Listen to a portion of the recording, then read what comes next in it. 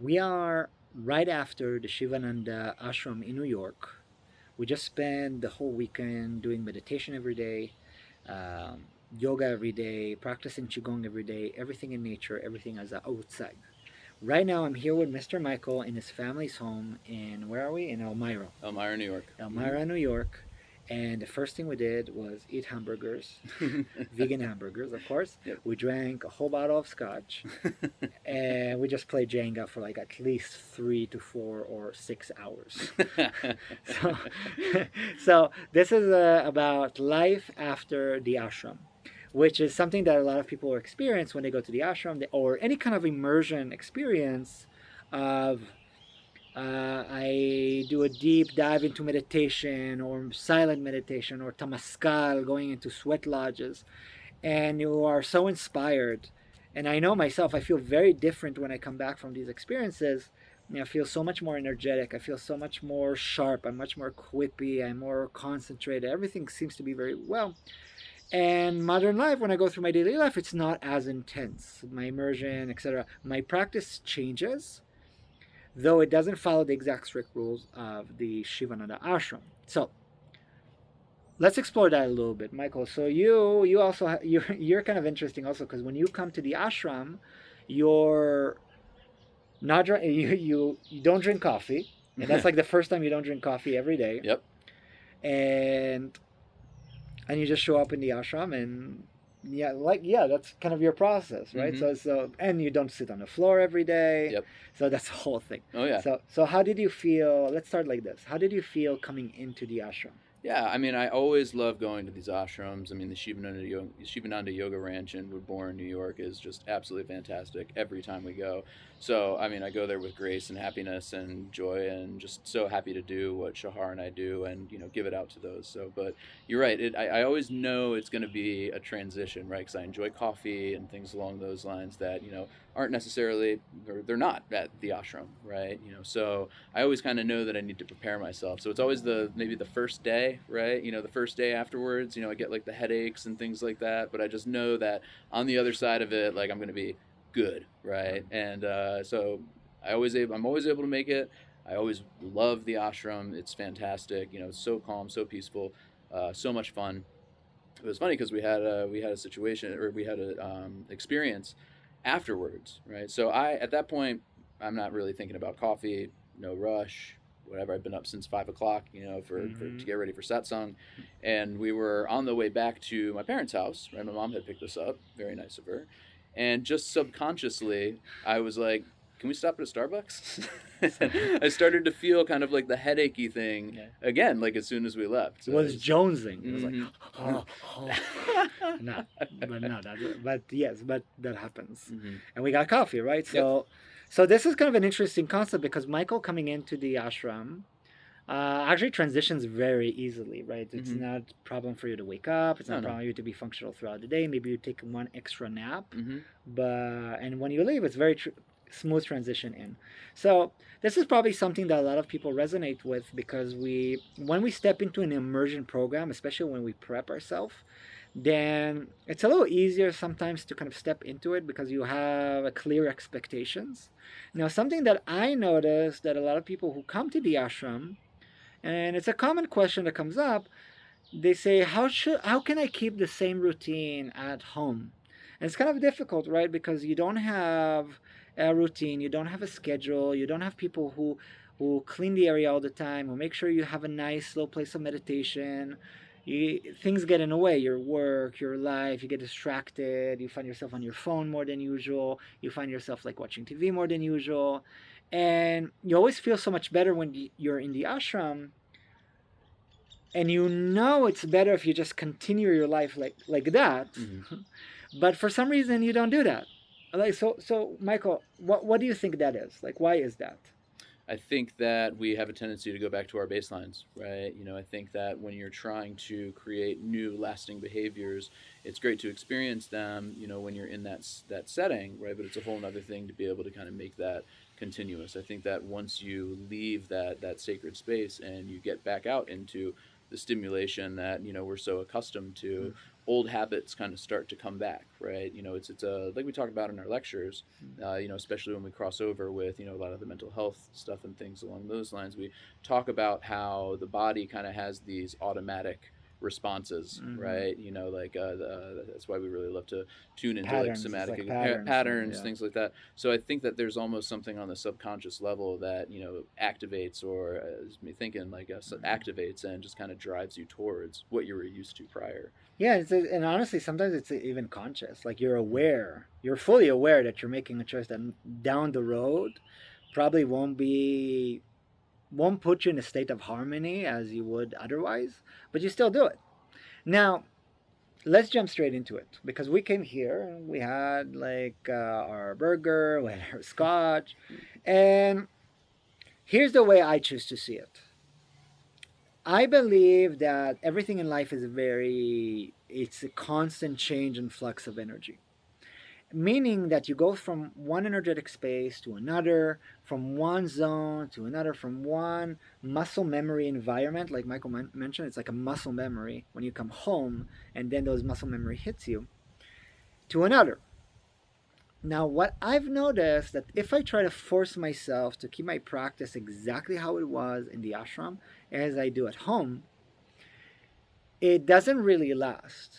Right, it doesn't last. It doesn't last, and some might say it's because I give up too quickly, or because I'm not as diligent. If I just willed myself into it, I'll probably just be doing meditation every day, every day. Now, what I've noticed with people who have this kind of life, who take the knowledge from the ashram and bring it into their daily life, that's not their attitude. They don't do it out of place of sheer will. It comes from a different place. It's a different source of energy. It's not, they are back from the ashram, they have all these distractions, and by pure will, they just do it. That's what I've not what I've noticed. I noticed that it comes from a place of a certain shift in their heart. Their heart has changed. They are more committed to the practice and they start incorporating it more in their life. Mm-hmm. They change the environment that they are in. So, so there's a few ways of looking at it. I think of it, if you want to change the environment's patterns, your muscle memory when you come home, you have to kind of change the environment itself. Mm-hmm. And that's something that even Swami Sohupananda suggests. Have a set a space for meditation at home. Set a space for your practice. Set a space for eating and giving yourself and shifting the environment to fit what you want your practice to be. Another point of view of that is to try to just change your practice, right? When I'm in the ashram, I focus more on yoga. I focus on breathing exercises, my stretches, my positive thinking and connection to people. And when I come home, there's a different version of that, right? I'm coming to Michael's home and I'm a guest, and there's not a lot in my control regarding schedule, where I can go. I don't have a car, like things are a little different. So what I do is change my attitude of practice, because I can strengthen one skill without losing the other, right? I don't have to be, now I have to do meditation and satsang every time at 6 in the morning. It's going to be very difficult if we just stayed until like 2 a.m. watch Pulp Fiction, which by the way is very difficult to watch sometimes, but I love that movie. But I shouldn't be expecting myself or forcing myself to do meditation anyway. I have to kind of change and adapt my practice. So my practice today, going with Michael, was to connect with Michael. My practice was the element of water, to connect to his childhood and kind of giving him that space to lead and take over, and not making it about myself and how I want things to be.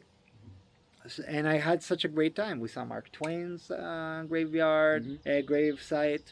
I got to see a river, right? What river was it? The Chemung River. Mm-hmm. Yeah, and I just jumped in it out of like just pure spontaneity. Mm-hmm. I took off my pants, my shirt, I just went in the water, and I had a blast. It was a great practice of connection to nature. Now, because I connected to nature in that way, I felt that was my meditation. That was my opportunity to practice my Tai Chi, my Qigong, my yoga in a very simple way. Or when we had our coffee, like I had my mocha, you had your coffee. Mm-hmm. I just started doing some stretches right there Yep. in the middle Mm-hmm. of the street. It was like it just was more intuitive, Mm-hmm. incorporating the practice of yoga and qigong into my day with Michael, rather than browbeating myself Mm-hmm. into why didn't you practice? You should do like the hour meditation like you would do in the ashram. And that's a mistake because you lose momentum. Right. That way it's too abrupt of a Mm-hmm. change. Mm-hmm. Mm-hmm. Right? And so how do you Yeah. treat your practice when you leave the ashram? Well, I think that one of the most important things is you reflect on your journey, or what are the things that you really took with you, right? Like, what are the things that you really want to incorporate as more practice? But I agree completely with what you're saying. It's all about kind of reframing what your practice is, right? I'm a big proponent of bring the practice to you, as we've talked about before, and as I say in therapy, everything's a success, right? So if you're doing anything differently, if you're incorporating any sort of practice, if you're taking a couple extra moments to connect with the nature, right, connect with a friend, right, and just connect to your history. I mean, we're literally in the town that I grew up in, right, at my parents' house, and the whole day we just kept happening across places I grew up, right, or went to school, right, so it was even just connecting to that, right, well, more just, than that, yeah, because it was so much deeper than just connecting to your childhood. It was connecting to your family. Mm-hmm. Like your practice here has been fully about being a pure and good supportive energy for your family while we're here, and it was beautiful to see. I won't get into specifics, but it's really really remarkable. I'm grateful I got to be part of it. But isn't that a worthwhile practice to make? Right? Oh, yeah. Is that worth less than you doing meditation? Is that worth less than you kind of taking the time to do some yoga postures? No, not No, at all. even Yeah. more important. Exactly, I'd agree. So here's my question. Sure. How can you tell the difference between adapting your practice into a new stage or a new environment? How do you tell the difference between that and you're just kind of enabling yourself into old patterns?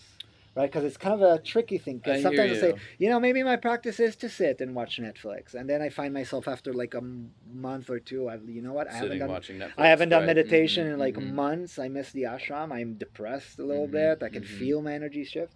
So how can you tell the difference between this is the right practice and me just enabling myself into laziness? Well, I think it first identifies with what the practice is, right, and how you can incorporate that and what that looks like, right? I think that if you start to notice kind of that energetic shift, or you're repeating old habits or making excuses for yourself, right, then that might be an indicator that you're falling into old habits, right? But again, it's looking. I always like to ask myself the question, like, what purpose does this situation serve, right? And really thinking about yourself, like, what purpose does sitting down and watching Netflix mean, right? Is it that you are like relaxing, reconnecting, hanging out with friends, or watching it together, right? Like, what is playing Jenga for 6 hours? Playing Jenga for 6 hours, right? Like, what is the purpose of that activity? And if you come across maybe there is no purpose other than you're just doing it, right? Shahar and I have this really, really funny. I find it funny. I think a lot of gamers will find it funny, but we call it in The Witcher 3 the Skellige effect, right?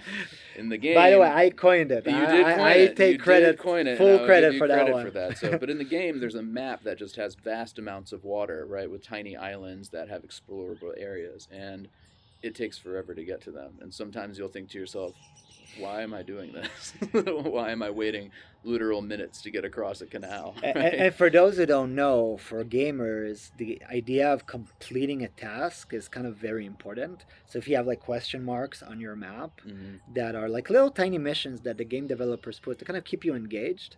But the problem with the Skellige Island, The Witcher 3, is because some bug created a situation randomly. It just generated, because it's just a lot of empty space, it's just generated a lot of tiny little missions, and they're all pointless. It's you just get 5, like I remember doing it, you get like 5 new weapons or something that are usually lower level. They're always lower than what you have, so you end up throwing it. So you find yourself swimming or with your boat, picking up a sword, throwing it in the water, move on, and you do that for so long. And at some point I just like, am I even having fun anymore? Is Right. this even like, why am I doing this? Like, Mm-hmm. I'm losing the essence of playing the game. Exactly. So yeah, please keep going. No, I think you nailed it right on the head. I mean, that's ultimately the goal, the idea. I was thinking of, if you start to hit the Skellige effect, why am I doing this? And there's really no good answer. Right. Then I think that might start getting into the enabling behaviors. Yeah, so then it would be time to kind of create a paradigm shift, because Mm-hmm. that is my rule personally. Here, let me finish my thought and then I'll say that. So that's my rules when I play video games. My rule is I have to have fun doing it.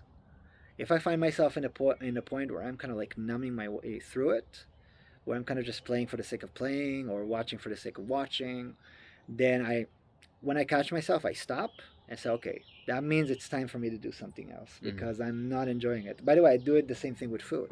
If I'm eating the food, eating a meal, and at some point I'm not enjoying it anymore, or the flavor is like I'm just eating because I'm on autopilot, and I catch myself then, put it aside. It's time to just do something else. Mm-hmm.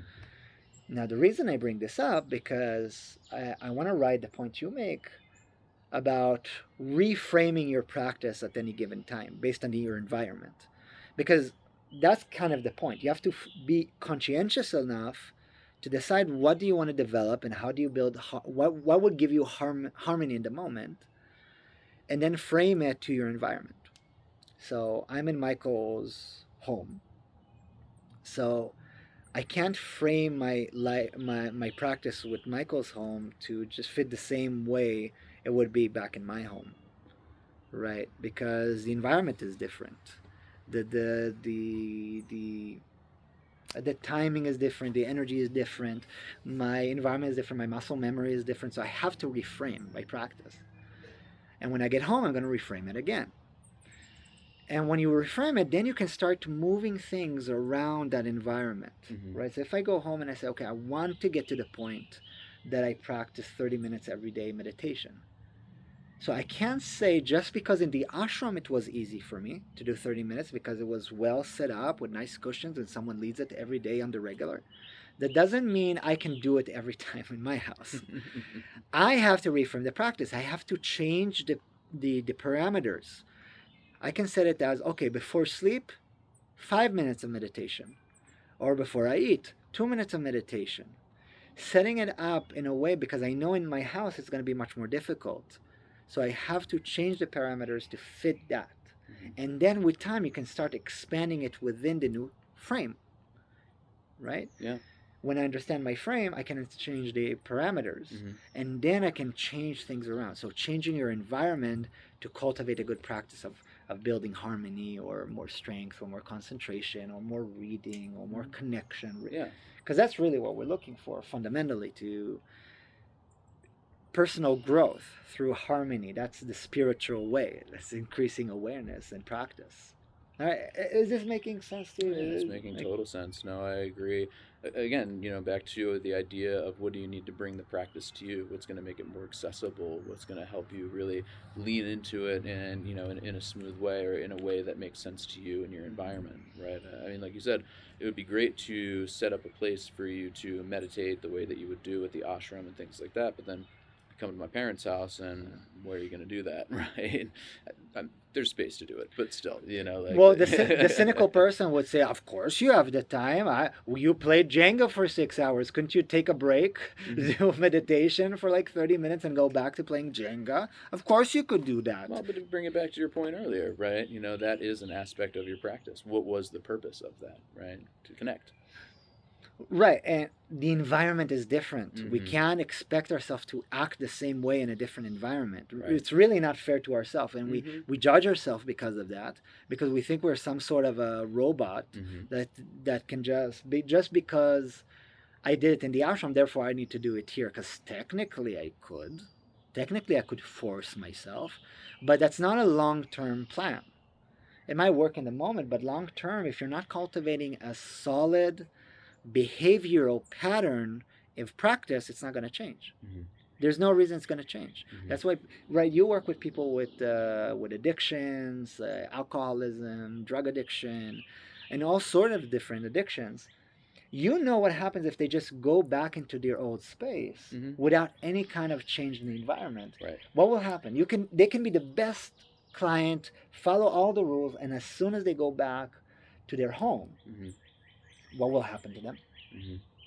You As soon tell as they me. go back to the home, like Yeah, as soon as they go back to their own environment, or talking to their old alcoholic friends, or oh yeah, going back to their I like hear what you're saying. abusive Well, it family. starts to put you in the presence of a lot of triggers, a lot of situations that could tempt you in the other direction. Mm-hmm. And without doing the proper groundwork, or without changing your environment, Mm-hmm. there's no reason you won't get back, you won't fall off Mm-hmm. your practice, right? Mm-hmm. That makes Mm-hmm. sense.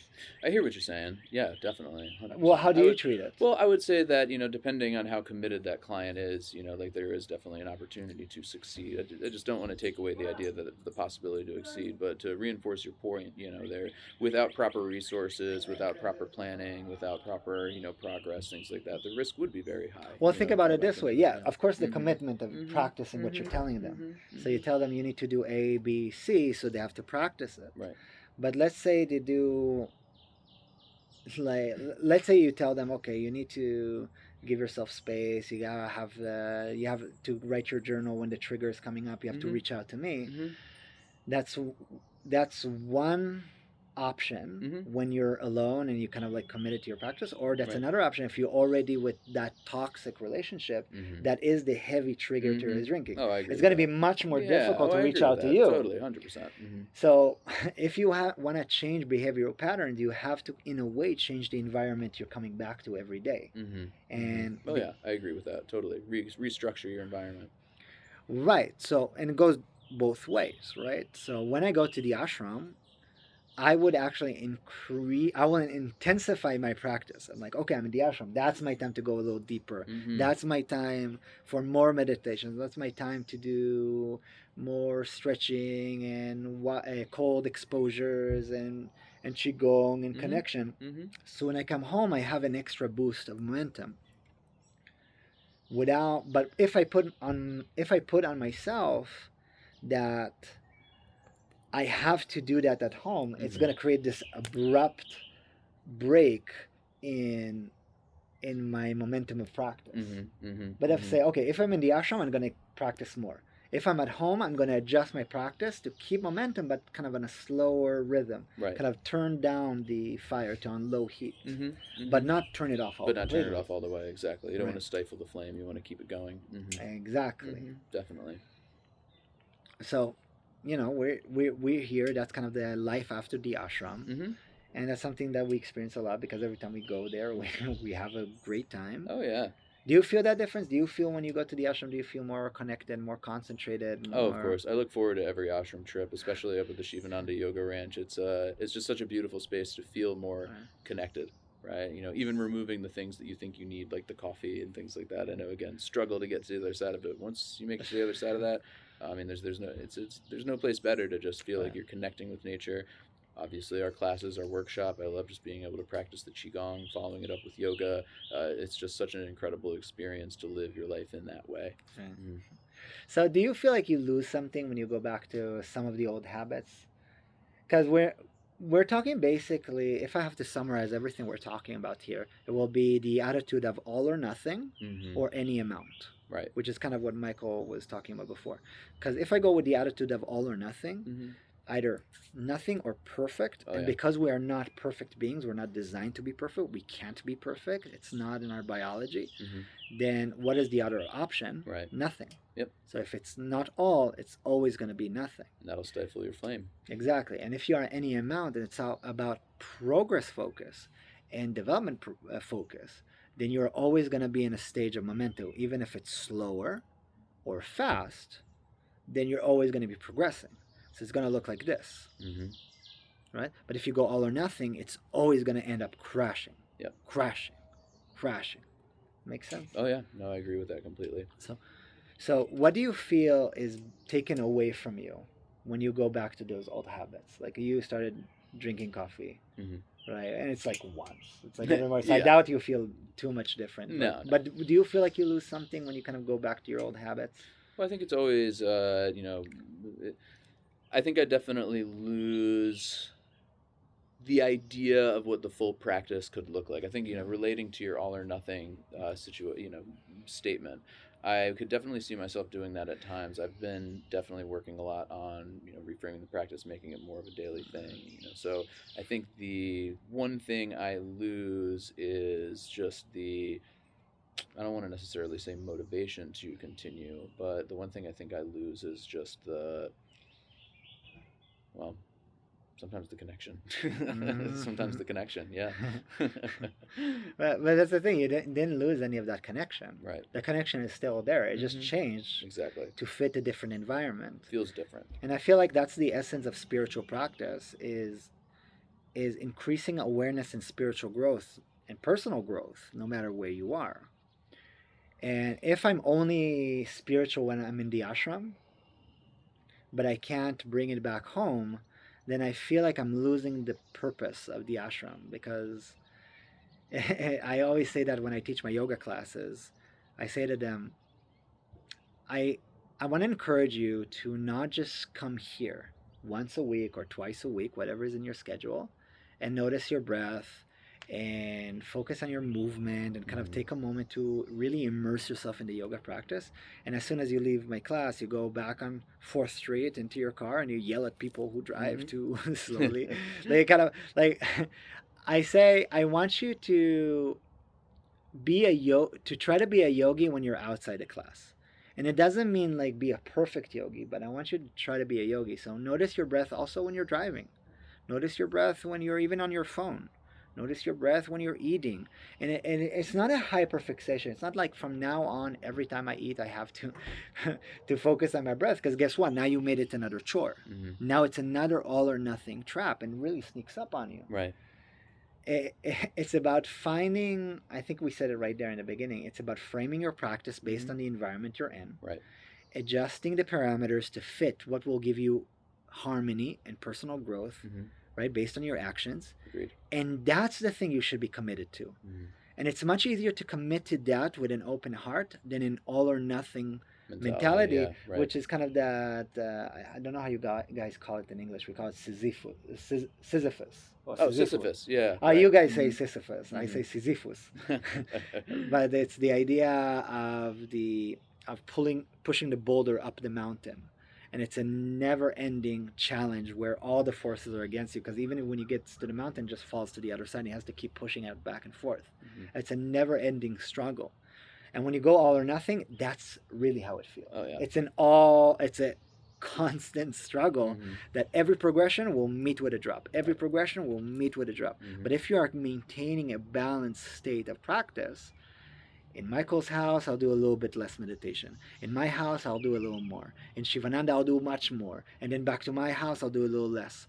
But I'm still progressing. Right. I'm still developing, even if it's not perfect. Still success. Right. And even if you can take that into the point of also dealing with failure at the same time. Like when I'm not practicing as much as I did in the ashram, it's not because I failed. Is because things have changed. Right. The season has changed, right? Just like the trees and the bears in nature, when it comes to winter, they hibernate, they change their behavior. Summertime, we change their behavior. Spring, they change their behavior. Everything in nature changes its behavior based on the environment it's in. So there's no reason in the world for us to act suddenly differently, because we're also nature. Right. Like, I'm not a robot. Just because in the ashram I'm doing it every day, that doesn't mean from now on to the rest of my life I have to do it every day. Because seasons has change. I change. I grow. I go through different experiences. So I shouldn't treat myself as a robot that is like you put an algorithm and from now on it just acts this way. That's when it always will fail. Right. But if you make a change in your heart through that environmental practice and adjusting the parameters, that will be much easier to create a change in your heart and creating new consistencies. Right. I agree. And then without even noticing, you'll find yourself meditating or being less on your phone because I'm more mindful. Yeah, you'll be like, this doesn't feel right. I prefer that feeling like how I was in the ashram, more connected. But it doesn't have to be all or nothing. Right, exactly. Right? Exactly. I think I had another question, but I forgot what it was. So we talked about the feeling, how it was before coming into your ashram. We talked about the feeling inside the ashram. We talked about the feeling outside the ashram. Mm-hmm. I don't know. Do you have anything you can add to this? I don't have anything else. I'm on the same page. No, I think you said it very eloquently and correct, right? Reframing the practice little bits at a time, and really like understanding again what it looks like in the environments that you're in, right? Again, everything is a success, like I said, as long as you're trying to move towards progression and growth, and just any way that you can measure that while checking in with yourself and asking yourself, what's the purpose of me doing this activity, can be a very powerful tool. And basically, instead of trying to force the practice into your life, or sorry, instead of stopping your life to do your practice, bring the practice into your life. Right. Not by force, Mm-hmm. but through attentive listening and adjustment. Like adapt, adjust, and accommodate is one of the main principles of Swami Shivananda. Right. And he says, do a little bit of yoga, do a little bit of meditation, do a little bit of breathing, just a little bit every time. And that will make a strong practice than you trying all or nothing, because it will always end up right flat. But at this point, I'm repeating myself. So I hope everybody enjoyed this talk. I think I rambled a little bit. It's okay. I'm just excited. Yeah, exactly. Very excited. I'm in a good mood. So if you have an experience similar to that, please let us know in the comment. Keep following us, and we would like to hear your thoughts about how does it feel when you go into an immersion experience. How does it feel when you leave? How your patterns of practice, how they change. I'm curious to hear it, and please join more conversation at Practical Spirituality with Mr. Michael and Mr. Shahar. Thank you very much.